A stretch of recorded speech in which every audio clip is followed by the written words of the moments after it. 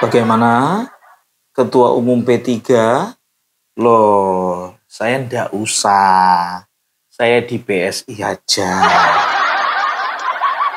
Lawang di P3 kan banyak calon-calon yang bagus.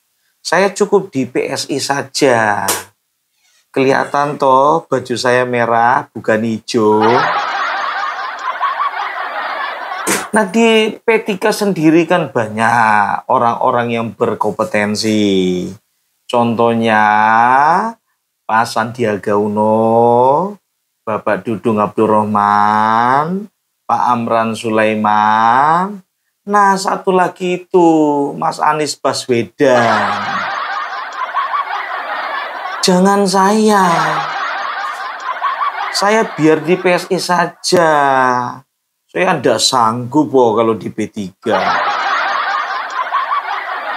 Kita kasih kesempatan kepada yang pengangguran. Loh kasihan kalau Mas Anies Baswedan nyapres gagal, nyagup juga gagal, sekjen BBB gagal. Ya monggo sekarang ada kesempatan jadi ketua umum P3. Kenapa tidak? Kalau saya ya di PSI saja. Lawang anak saya di PSI, masa saya mau ke P3? Kamu ini sebagai wartawan, pertanyaan kamu ini ada-ada saja.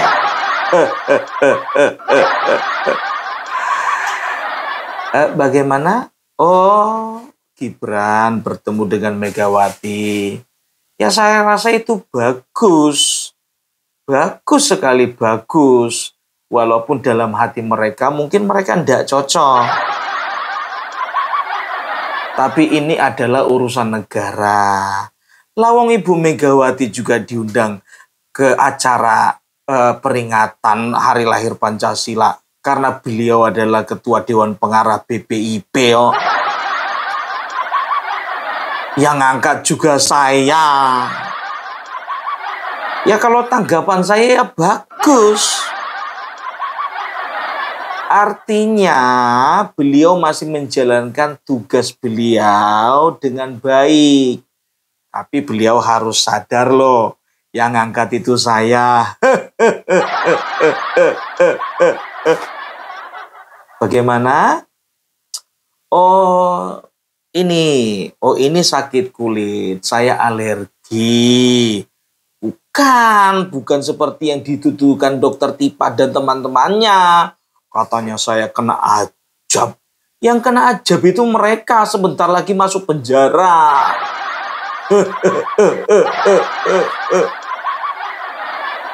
Kita serahkan saja semuanya kepada proses hukum. Nah, Indonesia negara kita punya sistem hukum sendiri kok, nggak perlu diintervensi. Saya kan masyarakat biasa. Ya, jadi sudah jelas. Jangan pernah memframing bahwasanya saya akan menjadi ketua umum P3. Yang ngomong sopo toh? Kok kurang kerjaan banget gitu loh. Lagian juga ndak mungkin saya menjadi ketua umum P3. Lawang kemarin mereka masuk koalisinya PDIP kok tiba-tiba saya mau jadi ketua umum. Ada-ada saja. Atau nggak ada partai yang lain ngono loh.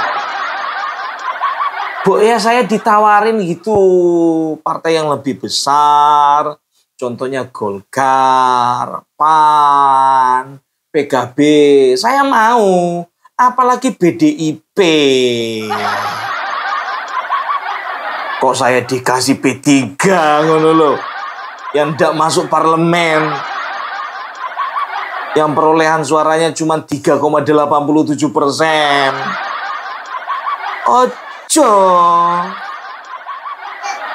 Bung sebentar dulu Bung. Pak Jokowi kayaknya nggak segindu itulah Bung.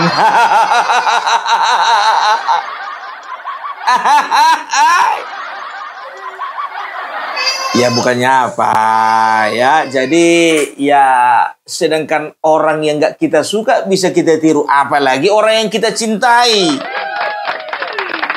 Ya kan?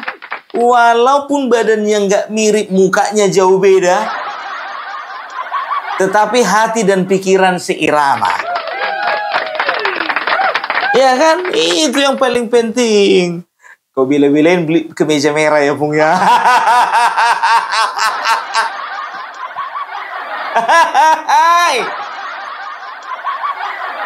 Kenapa enggak? Sedangkan kemeja hijau kemarin kau beli, apalagi yang merah. Yang penting merahnya ini merah mawar.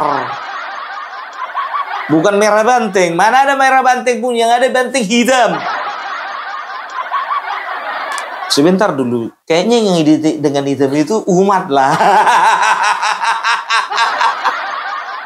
Partai umat kan yang hitam kan. Nah, jadi begini ya. Jadi kemarin ada rumor bahwasanya Bapak Joko Widodo akan ditawari sebagai Ketua Umum P3. Enak aja lu. Nawarin itu partai besar kayak gitu loh. Ini partai yang nggak masuk parlemen. Jujur aja, nggak usah ditanya Bapak Jokowi, nggak usah ditanya istrinya, nggak usah ditanya juga anak-anak beliau. Aku sendiri pun contohnya, kalau masuk Bapak Jokowi ke apa namanya P3, nggak rela. Itu udah pas, ya. Bapak Joko Widodo itu di PSI saja. Gitu loh. Udah pernah kalian minum air putih pakai gelas ukur? Gelas kimia ini. Aduh, ya jadi ya kalau bisa dikatakan ya yang pertama ya P3 itu kemarin itu ya waktu Pilpres dia tidak mendukung barisannya Bapak Joko Widodo. Mereka malah mendukung ya partai PDIP ya Ganjar ya. Jadi di sini pun juga kita sudah bisa sudah bisa menarik kesimpulan bahwasanya tidak akan mudah bagi seorang Bapak Joko Widodo untuk masuk menjadi Ketua Umum P3. Bukan tidak mudah kalau secara niat contohnya gampang sekali. Hari ini contohnya memutuskan untuk masuk P3, besok udah keluar SK.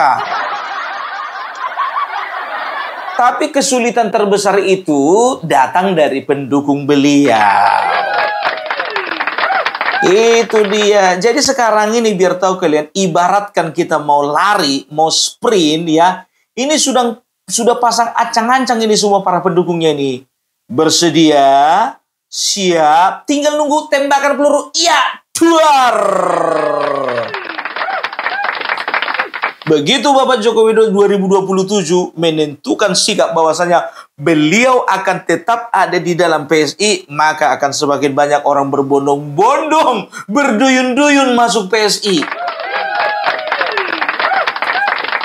Dan bisa dikatakan PSI akan menggantikan posisi beberapa partai yang lainnya, termasuk P3 dan juga Perindo, masuk parlemen.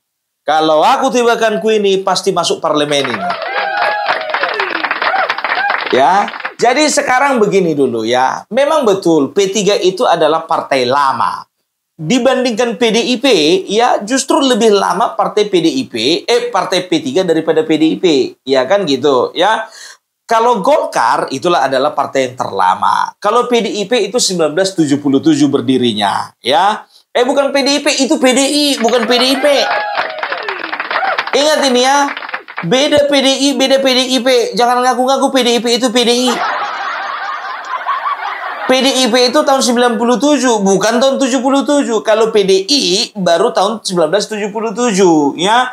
Dan PDI itu adalah gabungan dari beberapa partai, ya, nasionalis. Nah, kalau P3 sendiri, ya, lahir tahun 1973, ya. Dan P3 ini adalah gabungan dari 4 partai Islam, ya, terbesar waktu itu. Yang pertama itu Partai NU, setelah itu PSSI, Partai Syarikat PSI, Partai Syarikat Islam Indonesia. Baru setelah itu ada satu lagi partai apa ya? Oh, Partai Muslimin Indonesia, dan satu lagi itu apa? Lupa aku. Ada 4 itu, ya. Jadi kalau bicara soal usia, ya, P3 itu adalah yang lebih tua daripada PDIP. Ya, PDIP tahun 97, jauh, sangat jauh, ya. Kalau P3 ini 1973, kita udah bisa bayangkan, ya. Berarti itu sudah ada sekitar, partai itu udah ada sekitar 52 tahun. Tapi makin tua partai ini ternyata tidak semakin matang. Ya, nggak semakin matang. Ya harusnya seperti Golkar dong. Makin tua makin matang dia. Walaupun nggak pernah dapat juara 1 umum. Ya paling nggak matang gitu loh. Iya kan? Jadi kalau bisa dikatakan ya sama gerombolan-gerombolan orang-orang tua di sebelah sana. Makin tua bukan makin bijaksana. Makin tua makin minta pemakzulan lah. Masalah tambang lah. Kembalilah ke Undang-Undang 1945. Ngurusin masalah IKN. Harusnya makin tua tuh makin matang, makin bijaksana.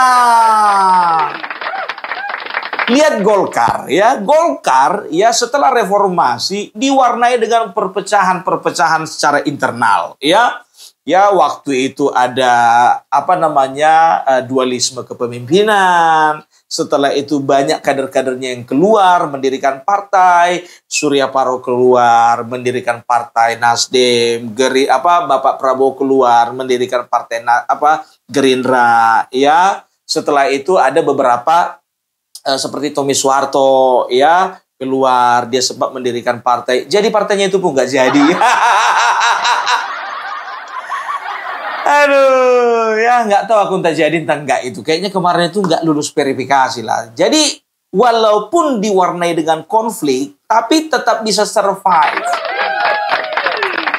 Itu istimewanya Golkar gitu. Kalau P3 enggak. Ya dari dulu sampai sekarang, ya, selalu diwarnai dengan konflik, ya. Seperti tahun 2014, ya. 2014 Surya Dharma Ali waktu itu ketua umumnya secara sepihak mendukung Bapak Prabowo, ya.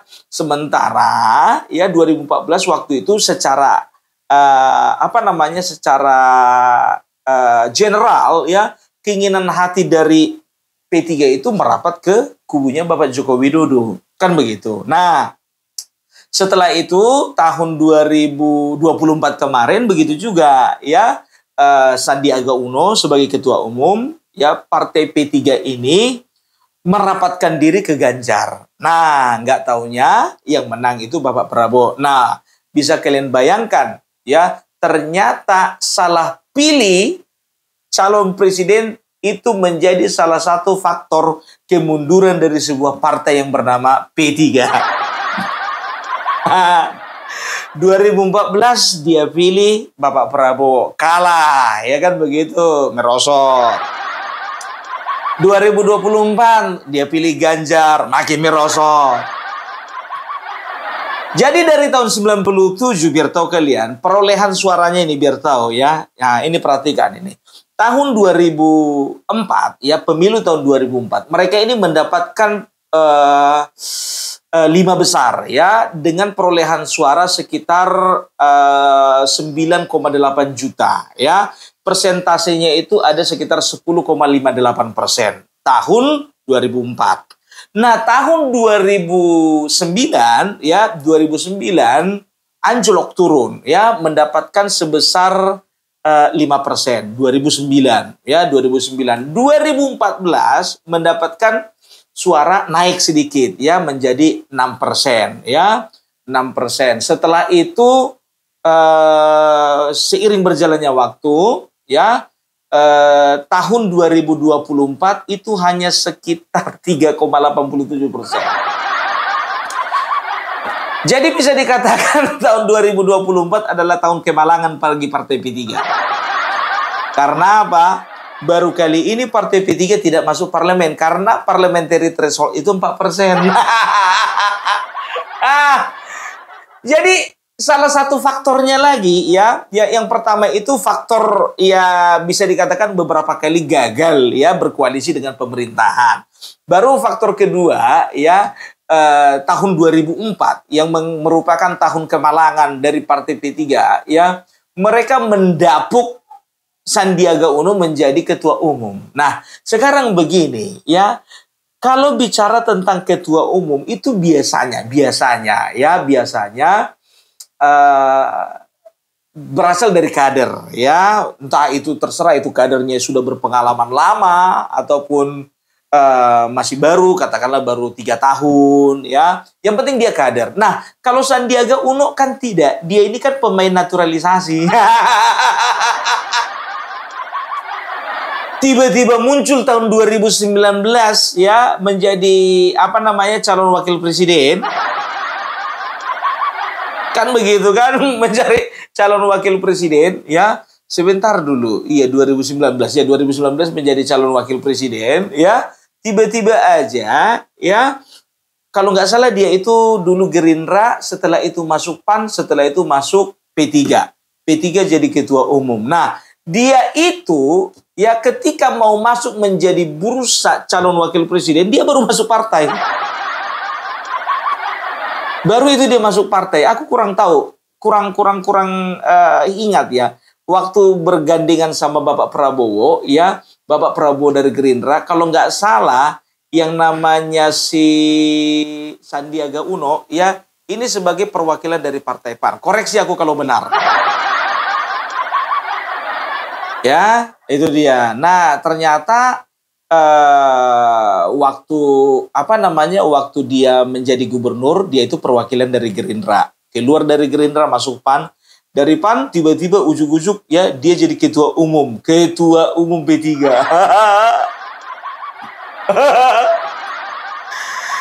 Nah, ketika dia jadi ketua umum P3 ya tahun 2024 ya, dia membelokkan pilihannya itu ke Ganjar. Nggak tahu aku entah kenapa alasannya. Nah, inilah kesekian kalinya ya P3 gagal merapat ke koalisi pemerintahan. Iya, ya bukan koalisi pemerintahan lah. Aku lebih tepatnya katakan koalisi pemenang gitu lah. Ya, itu dia. Setelah itu, ya ternyata di P3 ini sering terjadi konflik juga. Waktu itu ada dualisme kepemimpinan. Kalau nggak salah, tahun 2022 ya, antara Jan Faridz dengan Romahur Muzi ya. Jadi tahun 2000 berapa ya? 2022 kalau nggak salah ya. Enggak, sebelum itu 2019 dan 2022 waktu itu juga ada konflik juga ya, yang waktu tiba-tiba ketua umumnya dipecat.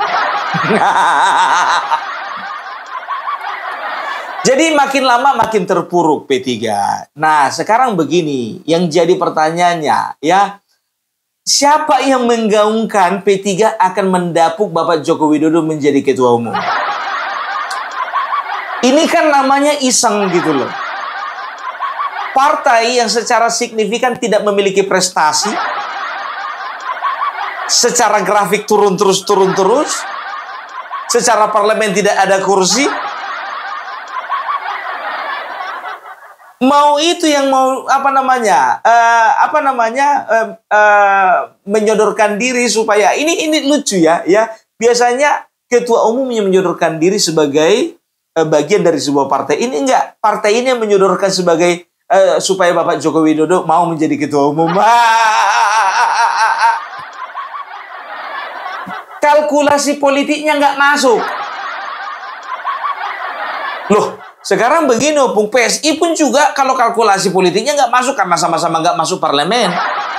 Kan begitu. Masalahnya PSI masih punya masa depan dibandingkan P3. Itu dia. Ya, PSI masih punya masa depan lah bisa dikatakan. Yang pertama, ya, PSI itu kan berangkat pertama itu ya kemarin kalau nggak salah dari ormas ya, bukan ormas, lebih kepada asosiasi atau kumpulan lah, komunitas lah ya. Waktu Ahok ya mengalami tekanan ya waktu beliau itu menjadi calon gubernur ya, calon gubernur melawan Anies Baswedan. Nah, waktu itu PSI ini ya menjadi satu organisasi yang mau pasang badan untuk Bapak Ahok ya. Jadi PSI ini sering bersuara, jangan pakai intoleransi sebagai alat kampanye, jangan gunakan politik identitas sebagai alat kampanye, jangan gunakan kampanye hitam sebagai alat kampanye. Sering bersuara lah kalau untuk membela waktu itu ya Bapak Ahok. Ya Bapak Ahoknya aja sekarang yang nggak tahu entah kemana. Ahok kemana sih? Perasaan yang belain dia waktu itu PSI lah. Kok jadi kesana dia nyeberang? Atau Pak Ahok buta warna? Aturannya merah sini jadi ke merah yang sana dia. Oh, mungkin merah yang sana lebih memikat, warnanya lebih mencolok daripada yang ini. Ambisi juga. Ya, tapi ya bisa dikatakan ya Bapak Joko Widodo itu ya itu sudah punya kalkulasi politik kenapa beliau itu menentukan pilihan ada di PSI ya. Jadi terlepas dari ketua umum yang saat ini adalah anak beliau ya, tapi beliau itu melihat bahwasannya PSI punya harapan ya menjadi partai masa depan. Itu dia. Kan kita bisa lihat ya kalau berbicara tentang jelek baik ya, jelek baiknya sebuah partai, plus value dan juga nilai buruknya sebuah partai itu semuanya punya kan begitu. Tapi untuk saat ini ya kalau untuk PSI masih belum ada cacat lah di mata masyarakat. Kalaupun ada cacat-cacatnya dikit-dikitnya itu. Ya, ibaratkan jerawat satu gitu loh. Ya, nggak seperti yang sebelah sana, ya kan cacar air, seluruh badan. Kalau ini cuma satu-satu, jerawat di sini, jerawat di sini, jerawat di sini, oknumnya cuma 3-4 orang. Kalau di sebelah sana, hampir seluruh tubuh cacar air. Yang mana pun, nggak usah dibahas. Gitu dia, ya kan? Jadi kalau bisa dikatakan ya, yang pertama itu ya, kenapa PSI itu punya masa depan? Yang pertama itu bicara tentang ideologi.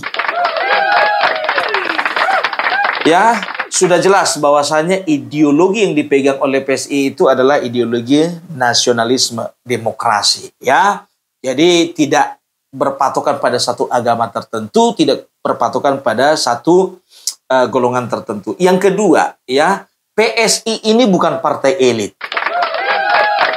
Ini partai rakyat, sangat merakyat sekali. Kan begitu, ya. Jadi kita bisa lihat kan, partai yang katanya wong cilik, ternyata ketika dia sudah menjadi penguasa, ya, itu lebih mencolok keelitannya daripada kecilikannya.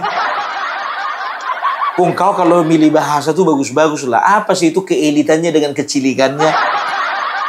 Ya maksudnya lihat saja gaya-gaya anggota dewannya, kepala daerahnya. Ketika mereka menjadi penguasa, ya semua mau diatur-atur, ya semua mau dianggapnya ini negara menjadi negara dia. Lihat aja ketua umumnya, gayanya itu ngatur-ngatur presiden. Karena apa? Karena merasa dia itu menjadi partai penguasa. Tapi kalau PSI ya, untuk sampai saat ini ya tidak terlihat keelitannya. Alah, ya karena memang belum masuk parlemen, Bung.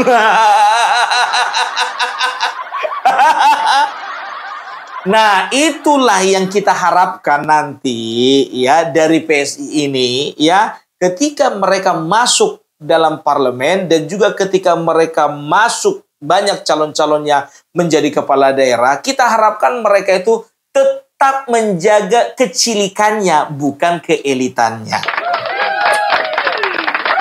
Masih punya harapan nggak? Masih punya. Karena apa? Mindset atau persepsi masyarakat terhadap partai PSI ini masih bagus gitu loh. Belum pernah cacat gitu loh ya. Bung, sebentar dulu. Kok arah-arahnya kok kayak mengarahkan kami untuk memilih partai PSI? Aku udah kubilang sama kalian, sedikit pun tidak pernah ada masuk uang ke rekeningku dari kader PSI, nggak pernah. Dari kantor pusat PSI nggak pernah. Dari ketua umum Kaisang nggak pernah masuk. Aku ini orangnya objektif. Kalau ku bilang Gerindra bagus, ya bagus. Ku bilang PAN bagus, bagus. Ku bilang Demokrat bagus, ya bagus. Salah rupanya kita memuji sesuatu yang bagus dari sesuatu. Enggak kan? Itu dia. Tapi kalau misalnya memang jelek, ku bilang dia memang jelek. Ketua umumnya jelek, jelek ku bilang. Pengurusnya jelek, jelek kali. Kepala daerahnya jelek juga. Anggota dewannya jelek, memang betul jelek, ku bilang itu. Opung Parbela nggak bisa diatur-atur. Suka ku, mana yang ku bilang bagus, mana yang ku bilang jelek. Tapi biasanya Opung Parbela ini mewakili apa yang menjadi persepsi masyarakat. Itu dia. Kalau masalah ada yang benci katanya, karena benci sama Bapak Joko Widodo, makanya benci dia sama Opung Parbela. Kalau pencinta Bapak Joko Widodo itu kurasa nggak benci sama Opung Parbela, nggak ada. Apalagi ketika dilihat Opung Parbela duduk sebelahan sama Bapak Joko Widodo, wah makin panas hatiku. Jadi kemarin pun juga ya ketika kita berbincang-bincang sama Bapak Joko Widodo situ ya sebelum dia ngobrol sama wartawan, beliau juga ngomong dulu sama Opung Parbela. Itu dia, ya sekarang lah aku buka ya. Jadi beliau itu waktu itu sudah menunjukkan bahwasannya kecenderungannya itu ke partai PSI. Ya, sama seperti yang aku bilang tadi, siap bersedia, siap, ya tinggal bilang, dor, masuk rame-rame ke PSI. Udah ada yang ngancang-ngancangin, udah ada beberapa orang telepon Opung Parbela.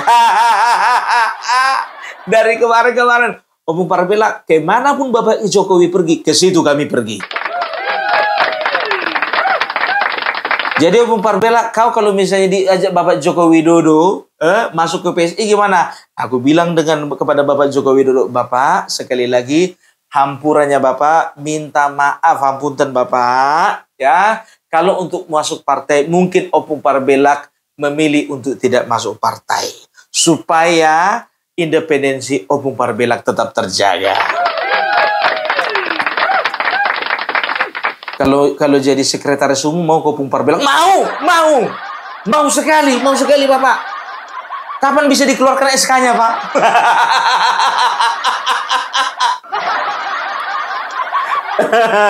Enggak ya. Ya apa namanya? Enggak.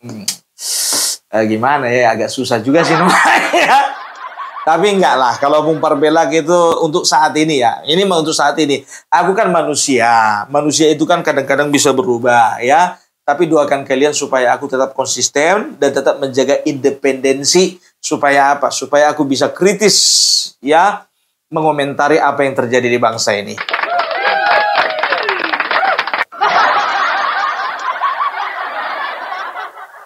Gelas kimia.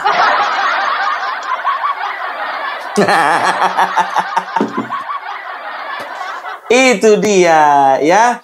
Jadi jangan pernah bermimpi Bapak Joko Widodo masuk P3. Tidak tertarik.